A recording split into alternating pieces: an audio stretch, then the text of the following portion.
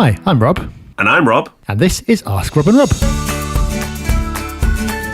Hello everyone and welcome to Ask Rob and Rob, the show where you give us your lovely questions and we do our very best to give you a half-decent answer. And this is episode 250 of Ask Rob and Rob. Wow, that's a lot of questions we've answered over the last few years, so thank you to everybody who continues to contribute.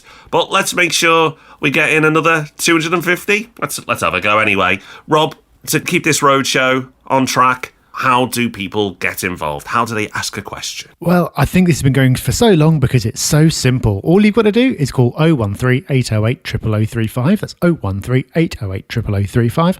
Or you can go to propertyhub.net/ask. Either way, leave us a voicemail, get your question in, and the show will keep on powering ahead to episode 500 and beyond. So let's power on right now with this question from Martin. Hello, Rob, Martin here. Thanks for all the information over these last 3 years. It's been a great help and it's inspired me to get my first property last weekend. I just want a quick question. It's a 3-bed property that would rent out for around £800 a month.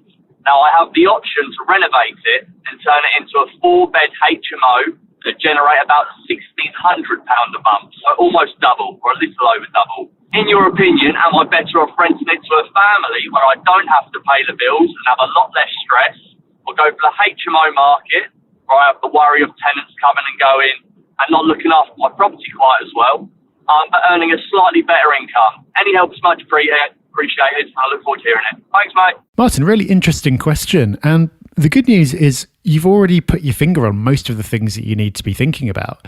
Going from £800 a month to £1,600 a month is obviously brilliant, but you've correctly noted that that is revenue, basically. That's not your profit. You've already said, for example, that you'll have to pay the bills. So it's not going to be an £800 difference in the amount that you actually get to take home every month. So to answer this question, what you really need to do is find out, what is that net amount going to be? So you're going to have more bills to pay. You might have more voids if you've got rooms becoming empty individually. You might have things like cleaning. You might have higher agents' fees than you otherwise would. So by the time you factored all that in, what is the amount of difference it would make? Is it £600, £400, £200? You need to know, because then once you know what that amount of money is, you can decide, is it worth it to me for the extra stress? Now, getting those answers isn't necessarily easy because for things like bills, it's quite hard to estimate. And what are voids going to be? How often are you going to have rooms becoming empty and turning over? It's not something you can just go and look up somewhere. So to make this decision, I would start asking around. So you could start talking to local HMO specialist agents and getting their opinions. Maybe you're going to use an agent. Maybe you're on the fence about if you're going to use an agent. But if you are at least considering it, then there's nothing wrong with pumping them for a little bit of knowledge and trying to get some of those answers.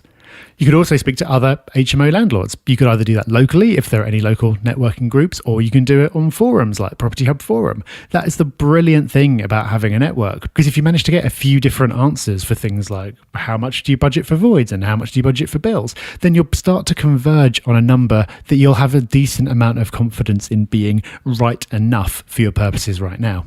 Having done that, like I said, then it comes down to a personal choice. Is that extra amount of money worth it? That's not a question we can ask for you.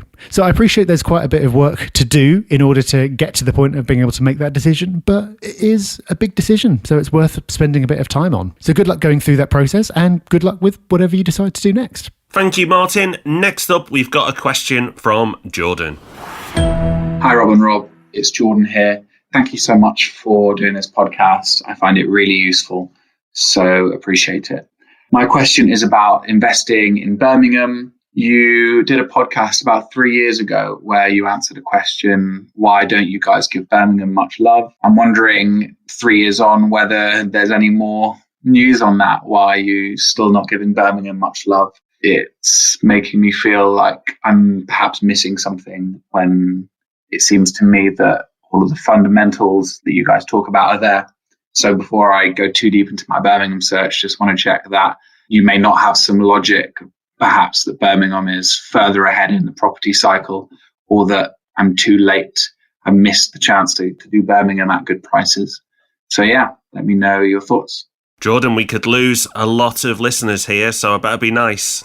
But being serious, Jordan, there's nothing sinister going on. There are good reasons for why we've not talked about Birmingham that much. Now, Birmingham over the last few years has been a great investment opportunity.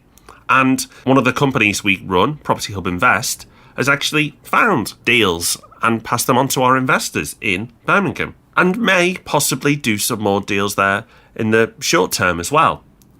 But the reason why Birmingham hasn't been promoted as much on the podcast as some other areas is that we felt there have been better opportunities at the same time. So, for example, we went quite early on Manchester, and Manchester has done exceptionally well. Now, Birmingham at the same time was doing well, but Manchester was doing better. The prices were going up faster, but also the returns, the yields were better in Manchester than Birmingham as well. So it had all the fundamentals like Birmingham, but also slightly better yields, which meant that we felt there was more room for capital growth there. But you could absolutely still tick those boxes in Birmingham, and capital growth has done really well in Birmingham too. So why don't we talk about Birmingham now? Well, again, Birmingham is absolutely fine for an investment. But right this second, we're a bit more excited about Nottingham, Liverpool and Leeds as prospects, for similar reasons why we really like Manchester and Birmingham a few years ago. But that's not to say you can't do a great deal and find a great investment in Manchester or Birmingham. You really can. You just have to work hard and be really fussy. And if it doesn't come up, don't do a deal just because you've committed to that area. So possibly branch out and research 2 areas at the same time and then decide which one you're more comfortable with. But do keep an eye on both markets, because an opportunity may come up in one but not the other. As we record this today, the yields in Manchester still are stronger than Birmingham. So if you forced my hand and said which one would you invest in today, it would be Manchester. And I actually completed on a property this year in Manchester. But it's also worth saying, while I own property in Manchester, I don't own any in Birmingham. So you might want to question some of my bias there as well, because I've personally invested. I may have just talked about it a bit more as well. But then you could counter and say, and that's because I believe in it.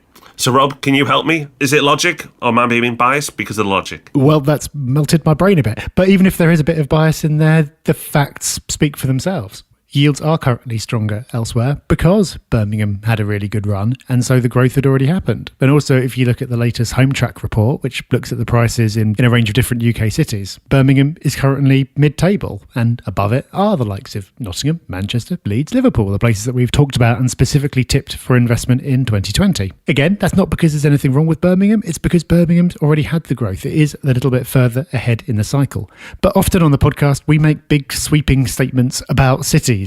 And those statements are not wrong, but it's not all there is to it. You can do great deals in Birmingham. You can do terrible deals in Birmingham. You can do great deals in Manchester. You can do terrible deals in Manchester. So if Birmingham is the place for you and you can find investments where the numbers work, then don't feel like you're missing out by not looking elsewhere. Just do a great deal in Birmingham, and over time it'll perform really, really well. So that's episode 250 of Ask Rob and Rob done. Thank you to everyone who's helped us by asking such great questions over the years. And thank you to you, yes, you know who you are, who's going to ask us a question and be part of the next 250. So you know what to do. Get on that phone or get on the website and leave us a message, and we'll look forward to answering your question very soon. Take care, everyone. Have fun. Bye-bye. Bye-bye.